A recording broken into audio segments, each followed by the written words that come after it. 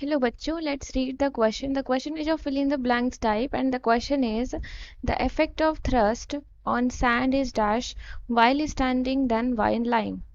यानी कि यहाँ पर आपसे बोला गया है कि जो थ्रस्ट का इफेक्ट होता है सैंड पर वो कैसा होता है जब हम खड़े होते हैं और जब हम लेटे रहते हैं। तो सबसे पहले हम यहाँ पर की कॉन्सेप्ट लिखेंगे। So here the key concept is, क्योंकि थ्रस्ट आपका क्या होता है, एक तरीके का फोर्स होता है and we know that pressure is equal to force per unit area of the surface, force upon area, ये इसका फॉर्मूला होता है।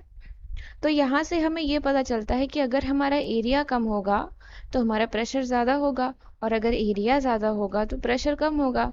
तो यानी कि जब हम खड़े रहते हैं तो क्या होता है, जब हम खड़े रहते हैं तो हमारा जो एरिया रहता है वो कम होता है और जब एरिया कम रहता है तो वहाँ पर प्रेशर ज़्यादा लगता है। So, if area is less then pressure is more and vice versa, इसका उल्टा हो जाता है। Therefore, while standing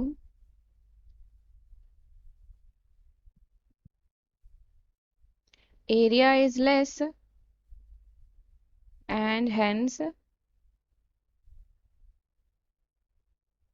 thrust is larger।